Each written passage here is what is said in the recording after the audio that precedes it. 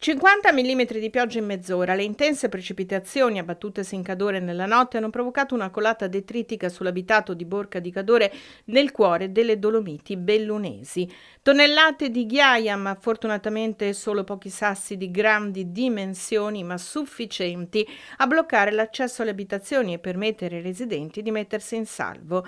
Per liberare una ventina di persone isolate, in azione ruspe ed escavatori lungo la statale 51 Alemagna, chiusa al traffico sin dalla notte, impossibile raggiungere Cortina al momento percorrendo questa strada.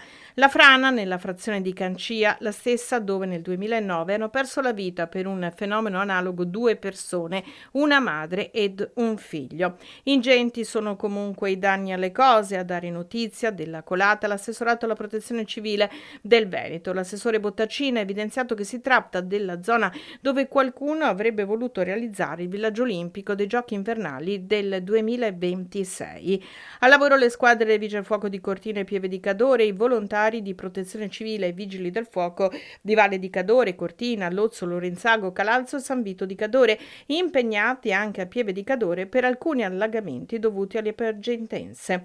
Sul posto anche personale ANAS per la pulizia della strada statale 51. L'elicottero dei Vigili del Fuoco ha sorvolato la zona per una quantificazione del movimento franoso, tornando anche a valutare la frana di sabato 14 giugno dalla Croda Marcora, gruppo del Sorapis, che fortunatamente non aveva interessato alcuna persona, nemmeno escursionisti in cammino sui sentieri, ma spargendo enormi nuvole di polvere negli abitati di Cortina e San Vito di Cadore. La preoccupazione per i fenomeni temporaleschi previsti nelle prossime ore che aumentano il rischio di dissesto idrogeologico. A San Vito il COC resterà aperto sino a cessata allerta meteo. Alla luce dei due eventi, la deputata di EVS Luana Zanella alla Camera ha detto: fermiamo la costruzione dell'impianto di risalita del Socre PES per le Olimpiadi, chiedendo l'intervento del ministro alla protezione civile Nello Musumeci.